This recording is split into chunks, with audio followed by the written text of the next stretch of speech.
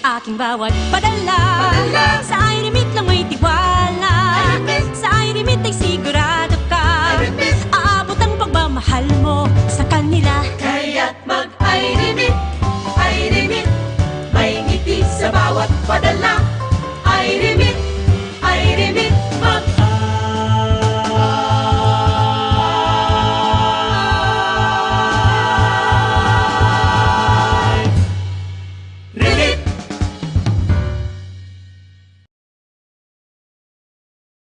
Mom and Dad, when are you planning to visit us in Canada? We miss you so much. In Canada, medical expenses could be very high for us. If any medical emergency happens while we are in Canada, how will we pay all those bills? And we don't want to be a financial burden to you. Have you heard about Travelers? Don't worry about the medical expenses. Everything's already been taken care of. Just pack your bags. We want to give Laura a big surprise for her birthday. Thousands of families have traveled to Canada with Travelance insurance plans. Travel with Travelance. The Bao Place in Burnaby offers siopaw flavors like Pinoy-style bola-bola and asado and other specialty siopaws. The Bao Place located at 4673 Kingsway, Burnaby, across the Metrotown Mall. Telephone number 778-712-3228.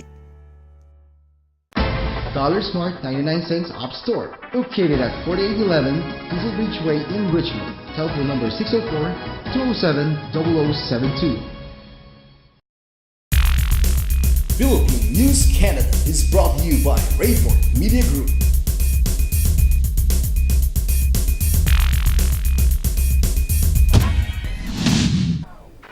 Hello mga kabayan, narito na ang pinalawak at pinalakas na coverage ng Philippine News Canada, Balitang Vancouver, Nationwide. Mga pangunahing balitang nakalap ng aming news team para sa linggong ito. Mula sa silid balitaan ng Philippine News Canada, kasama ang aming mga field reporters and news correspondents, ako po si Rosette Correa. Ito ang Philippine News Canada, Balitang Vancouver.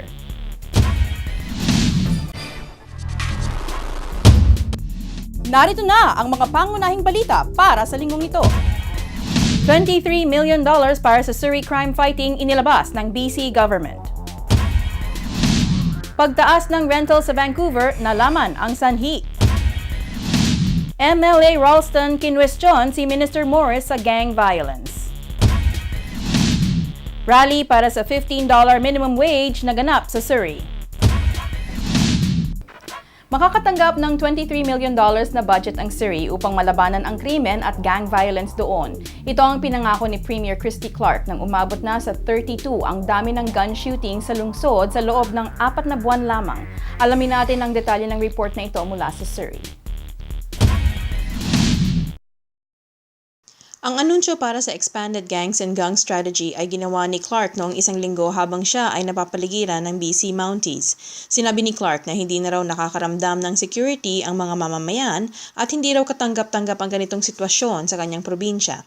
Gang members, just like cockroaches, find their way to other cities around the province.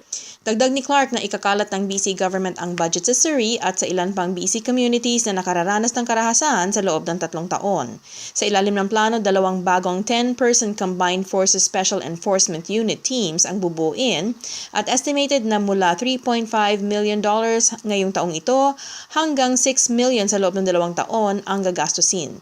Hindi pa malinaw kung papaano ikakalat ang mga RCMP sa proyektong ito, ngunit ang mga ito ay kukunin sa iba't ibang Lower Mainland at Vancouver Island detachments.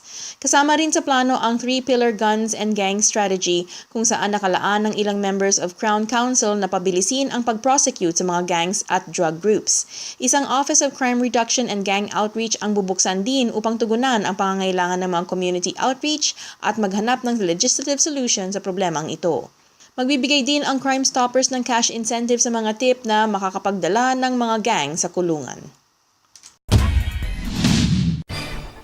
Nasa ilalim ngayon ng investigasyon ang Airbnb, isang rental hub kung saan makakakuha ng rental suite ang mga bisita sa Vancouver sa mas murang presyo kaysa sa hotel. Ito ay sa pamamagitan ng pag-rent ng mga apartment suites ng ilang araw lamang sa presyong pagkakakitaan ng may-ari o renter ng suite. Alamin natin ang suliraning dala ng ganitong rental issue sa Vancouver. Marami sa mga residente ng Vancouver ang nawawala ng marerentahang tirahan dahil marami sa mga landlord ang nagpaparent ng kanilang mga suite sa Airbnb. Dahil dito may krisis sa rental properties at wala nang makuhang rental suite ang mga residenteng nangangailangan ng tirahan na pangmatagalan. May ilang mga strata corporations ang ngayon aware na sa practice ng ilang mga renter nila na nagpaparenta ng suite upang pagkakitaan ng hindi nalalaman ng landlord. May iba ring landlord na nagpapaalis ng mga long-term renters nila dahil sa laki ng kikitain nila kung ipaparent na lamang nila ang mga ito sa mga foreign visitors. Ngunit may rental laws ang Vancouver na hindi nagpapahintulot ng short-term rentals gaya ng ino-offer ng B&B. May multang $200 per transaction kapag nahuli ka ng landlord mo na nagpaparent ng iyong suite. Ito ang nadiskubre ng ilang mga residente nang makita nila ang litrato ng kanilang suite sa internet site ng Airbnb. Ayon sa research ng Simon Fraser University student na si Karen Sawatsky, mahigit 3,400 properties ang listed, hindi pa kasama ang mga websites katulad ng VRBO at HomeAway. May ilang mga suites sa ilang apartments ang makikitang may number key lock sa mga pinto, nagpapatunay na ito ay mga rental suites ng Airbnb at iba pang short-term rental companies.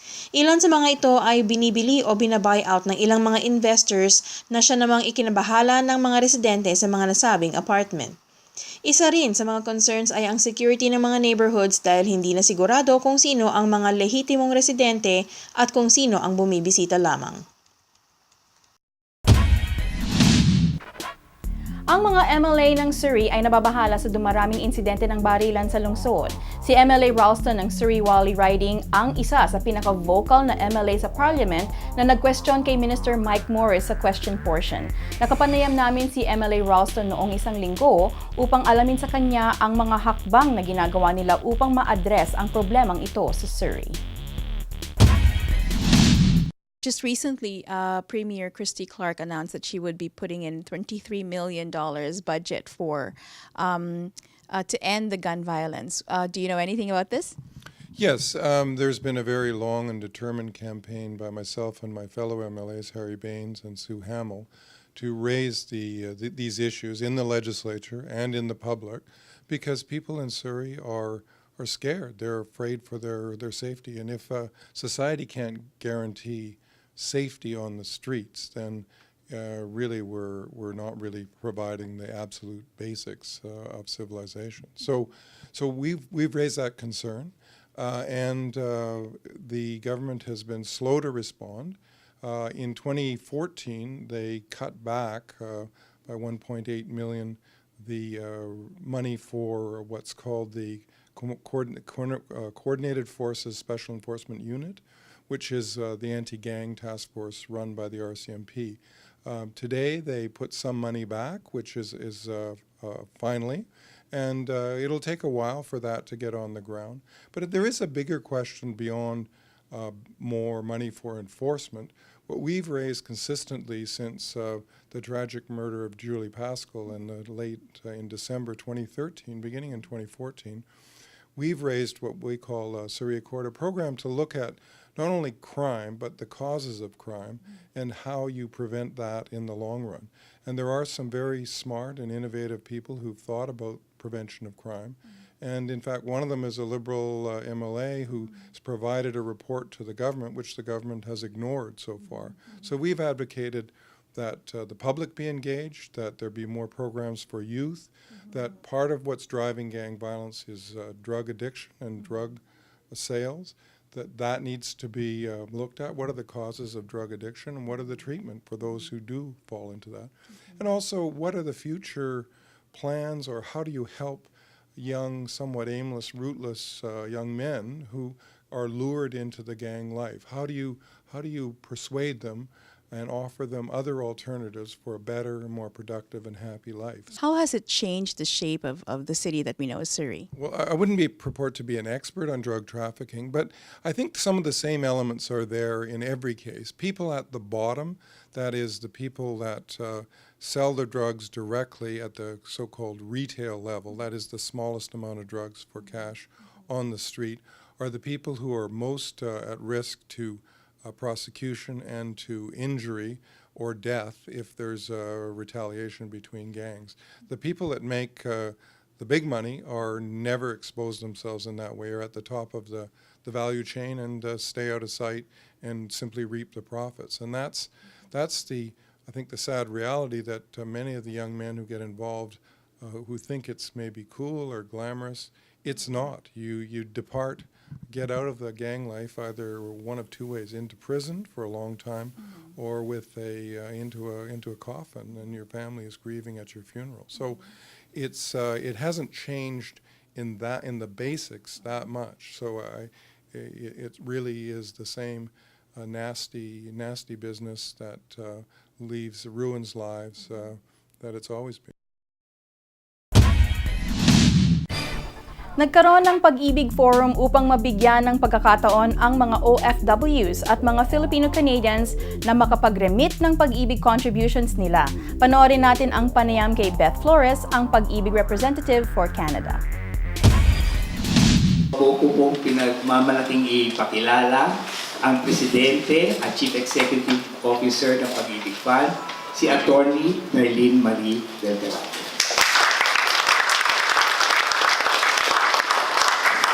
Thank you very much, Amado. Magandang umaga po sa inyong lahat. Naganap sa St. Patrick's Church, Vancouver ang kauna-unahang Pag-ibig Fund Forum na pinangunahan ng presidente ng kumpanya na si Attorney Darlene Berberabe. Ang Pag-ibig Fund ay isang home development mutual fund na para sa mga kapwa nating Filipino workers. Ang kanilang benepisyo gaya ng housing at savings program ay available sa buong Pilipinas sa mga OFW at pati na rin sa mga Filipino-Canadians na gustong palaguin ang kanilang investments o di kaya'y bumili ng bahay sa Pilipinas. Hello po, nandito po kami ngayon sa St. Patrick's sa Vancouver with Attorney Darlene ng Pag-ibig Fund. Nandito po kami para sa forum ng Pag-ibig at paano sila nag-expand dito sa Canada. Hi, Attorney Darlene. Hello. Kamusta naman po kayo? Okay naman. So this is our first time in Canada, and we are here to present a roadshow to our kababayans here in Canada. Ang Pag-ibig Fund is a government financial institution. Ito po ang may dalawang mandato na to promote the savings culture for Filipino workers and to be the principal mover of the housing program for Filipino workers. Now, ang overseas Filipino workers are mandatorily covered by Pag-ibig Fund. So, talaga pong ang Pag-ibig ay pumupunta sa mga bansa na maraming OFWs and even former natural-born citizens. They can be voluntary members of Pag-ibig Fund. Mayroon na tayong presence in 23 other countries. This year, we are opening 2 new offices, one in New York and another in Canada. Noong 2010, we were supposed to increase the mandatory contribution of 100 pesos per month to 200 pesos. Yun po kasi ang pinaka na-approve na noon na that's the best way and the easiest way to increase the Pag-ibig Fund. Pero hindi po namin yun itinuloy dahil may mga ibang social security agencies na nagtaas din ng monthly contribution. So we said, instead of increasing the monthly contribution, we had to look for other members and ask them to contribute to the Pag-ibig Fund. In 2010, there were just 8 million members. Now, we have 16 million Pag-ibig Fund members who are all enjoying the benefits of Pag-ibig membership. Salamat, Attorney Darlene. May message po ba kayo sa lahat ng Pilipino dito sa Canada or sa Vancouver? Naririto po ang Pag-ibig Fund so that we will share with you all the good news and all the programs. This is a government program. Kung kayo po'y dating Pag-ibig Fund member and you haven't withdrawn your money from Pag-ibig Fund for your savings, please do get in touch with our information officer through the Philippine consulate. I-check nyo lang po so that we can track your account, and if you haven't withdrawn it, we can initiate the process so that you can claim your Pag-ibig Fund savings. Ang kanilang regular savings program ay may interest rate na 4.14% per annum for 5 years average dividend rate. Maliban sa magandang rate na kanilang binibigay, ay mayroon din silang papremyong 1 million pesos para sa lucky draw winner kung ikaw ay mag-rehistro ngayon. Idadagdag pa dito ang house and lot na papremyo ng I-Remit na nakikipagtulungan sa pag-ibig. Marami nga naman benepisyo ang pag-ibig kaya ito'y napakagandang balita para sa mga Filipino-Canadians. A lot of our Filipinos based now in Toronto and GTA and some provinces in Ontario, they used to be members of Pag-ibig Fund back home. Pag-ibig Fund is a savings and housing loan program of the government. Before, they're sort of like wondering what Pag-ibig Fund is all about. But then again, when they migrated to Canada, they didn't know that there's a Pag-ibig overseas program in Canada. So what happened is that at this point in time where their capacity to pay has improved, they have, better in term, the salaries are better. So they now have the capacity to borrow for housing loans. So a lot of them have applied for housing loan and they are now proud homeowners in the Philippines for themselves and for their families. I am currently based in Toronto, but I'm covering the whole of Canada. If anyone has a question about Pag-ibig membership for savings and housing loan program, I'm available and I can be reached at any time. That is even Saturdays and Sundays. And I can be reached at 416-277-7276. Sa mga kababayan po natin dito sa Vancouver, saka sa British Columbia po, kung may iba pa po kayong mga katanungan tungkol sa Pag-ibig contributions ninyo, inaanyayahan po namin kayo na tumawag lang po kayo sa konsulado or mag-email po kayo sa vancouverpcg@telus.net at ilagay nyo lang po sa subject Pag-ibig inquiry at ito ay aming ipapadala po sa ating mga opisyales sa Pag-ibig sa Maynila or sa representative office natin sa Toronto para sila po ang mag-address ng inyong mga katanungan po. Inaanyayahan din po namin kayo, mga kababayan natin, na i-exercise po natin yung right natin to vote. Voting period po for overseas voters po, lalo na dito po sa Canada, is open from April 9 until May 9 po ng 2 a.m. So, antayin nyo pong dumating po sa inyong mga bahay ang mga minail natin po ng mga balota. Tapos, sundin nyo po yung mga gabay na nandoon po nakalakip sa loob ng envelope para i-fill up yung balota. And, email back po ninyo sa konsulado. So, don't forget po, dapat matanggap namin bago mag-May 9 ang inyong mga balota. So, maraming salamat po ulit. At kung may iba kayong mga katanungan, pwede pa po kayong mag-visit sa ating website sa www.vancouverpcg.org. Ang Pag-ibig Office ay bukas para sa lahat. Tumawag lamang po sa Richmond Branch 604-284-5141 or Vancouver Branch 604-733-3643. Dollar Smart 99 cents App Store, located at 4811 Diesel Beach Way in Richmond. Telephone number 604-207-0072. The Bao Place in Burnaby offers siopaw flavors like Pinoy-style bola-bola and asado and other specialty siopaws. The Bao Place located at 4673 Kingsway, Burnaby, across the Metrotown Mall. Telephone number 778-712-3228. Nagrally sa King George SkyTrain Station ang ilan sa mga labor union sa BC, kabilang ang QP, BC Teachers Federation at iba pang unions. Layunin nilang iparating sa pamahalaan na ang BC na lamang ang hindi nagtataas ng minimum wage sa buong Canada kahit na tumataas ang presyo ng gasolina at bilihin. Panoorin natin ang exclusive na report na ito mula sa SkyTrain Station sa King George sa Surrey.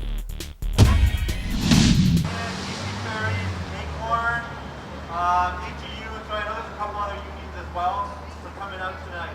My name is Amin Shima, I'm with QP402. Let's do this! Hello mga kabayan, si Rosette Correa po nagre-report dito sa King George Station ng SkyTrain kung saan nagrarally ang iba't ibang mga labor groups para i-raise ang minimum wage dito sa BC. Ang BC po ang may pinakamababang minimum wage dito po sa Canada. Panoorin natin po ang proceedings ngayon dito sa King George. First of all, I want to just thank everyone for coming out tonight. I know it's Friday, it's kind of hard to come here after work. We all want to go home and have some fun. But this is serious stuff here. Solidarity. I know a lot of us here are making minimum wage. but at some point or another, we're all going to make minimum wage. I know when my mom came to Canada, she was working 2 jobs, minimum wage, just to help raise me and my sister, and I know the challenges that come with making minimum wage. We've all made minimum wage at some point or another. Hi, my name is Amin Chima. I'm with QP Local 402. It's the union that represents the City of Surrey workers. And I'm also part of the organizing committee that helped organize this event here in Surrey. And really, we're just here to raise the concern of the low minimum wage. The cost of living here is so high that people who make minimum wage, they can't get by. And I don't make minimum wage right now, but I used to. And I know the challenges that come with it. Like I was saying on the mic, my mom used to make minimum wage. She used to work 2 jobs. And you can't live on that. There's no one here. We've all made a minimum wage at some point, right? So really, we're just here to start the conversation going. It's the first National Day of Action in Canada. There's a lot of states in Canada, like New York, Seattle, who have all raised the minimum wage, and they're the states with the highest job growth. So really, I'm just here to try and make a difference. Hi, so my name is Dominic Pistor, and I'm a member of BCTF Local 40. And I'm a member of the Surrey Working Group for $15 minimum wage. I'm also a member of Socialist Alternative.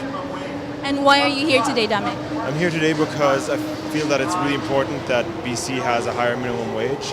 Since April 1st, we have the lowest minimum wage in Canada. And I mean, that's really unacceptable given the high cost of living and the growing income inequality in the province. And not only that, I mean, the campaign is organized by the BC Federation of Labour, and it's a way of unionized workers to work together with non-unionized workers to get a better standard of living for everybody.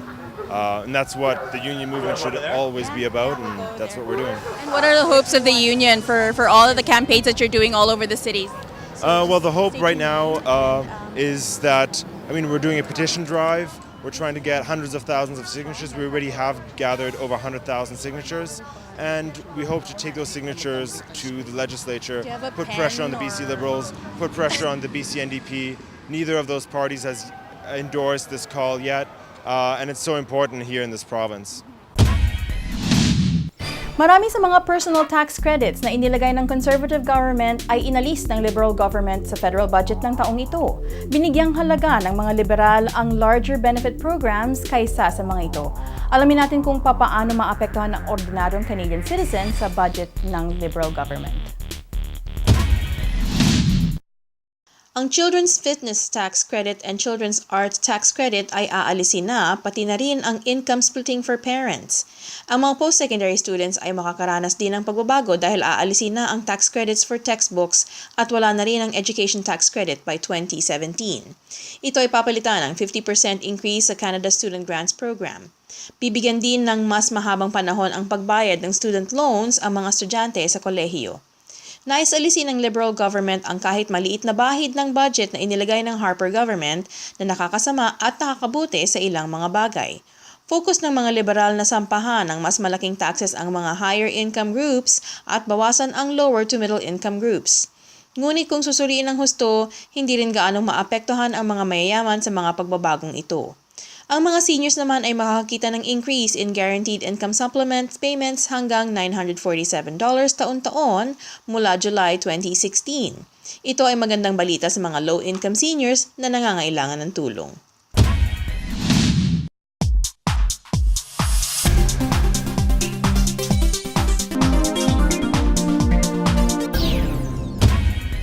Ang 10 araw na balikatan war exercise sa gitna ng Estados Unidos at Pilipinas ay natapos na.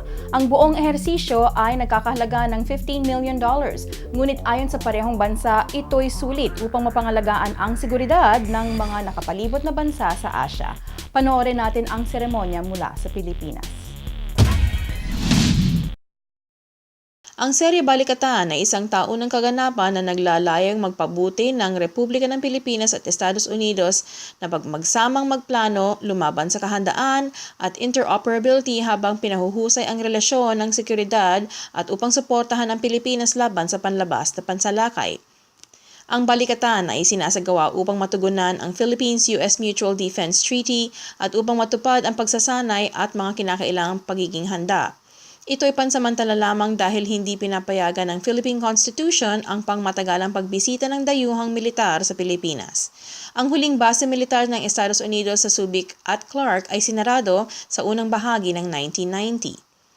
Ang unang balikatan exercise ay isinagawa noong 1991. Noong 1995 natapos ang Pilipinas balikatan dahil sa isang hindi pagkakaunawaan sa ibabaw ng kasunduan ng pagbisita ng mga puwersang US. Ito ay ibinalik ng Mayo 1999 sa kabila ng protesta mula sa anti-US na mga elemento sa Pilipinas.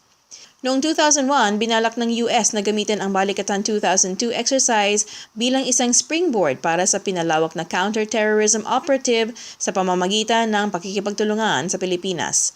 Kasunod sa pagtatapos ng ehersisyo ang misyon na ginawa ng higit pang permanenteng bilang bahagi ng Operation Enduring Freedom Pilipinas or OEFP. Isang tradisyon sa bayan ng General Luna sa Quezon ay ang patubong. Ito ay tradisyong isinasalin sa bawat henerasyon ng mga taga-General Luna sa mga babaeng anak sa pamilya. Panoorin natin ang masayang tradisyon na ito mula sa Quezon. Ito'y kaugalian at kultura na hanggang ngayon ay buhay na buhay pa rin sa lalawigan ng Quezon. Ito ay ang patubong, tradisyon na isinasagawa kapag ang isang batay 7 taong gulang.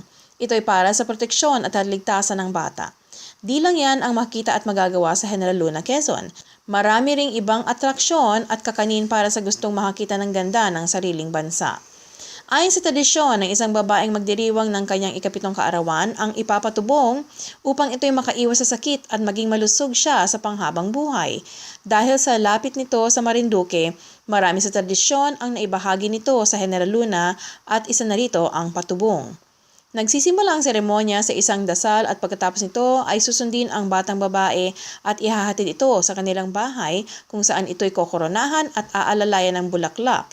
Ito ay halintulad sa pagkorona at pag-alay sa mahal na Birheng Maria. Ayon sa mga anthropologist, ang patubong ay isang ritual na pagano ng mga ninunong tao, ngunit ito'y isinahalintulad sa mga tradisyon sa katolikong seremonya. Ito'y marahil dahil sa paghahangad ng mga tao na magkaroon ng pag-asa sa mga sitwasyong maiiwasan sa paraan ng dasal. Mga kabayan, solo flight po ako ngayong linggong ito. Si Shara po ang kasama natin ay kasalukuyang nagbabakasyon sa Pilipinas. Shara, huwag mo kang kalilimutan ang pasalubong namin pagbalik mo. Next week po kasama natin si Margine. At bago tayo magtapos, nais po namin pasalamatan ang aming mga sponsor, Dollar Smart, The Bao Place at syempre ang Kabalen Sweets Restaurant and Catering para sa pagkaing pinapadala ninyo sa amin linggo-linggo. Maraming salamat po.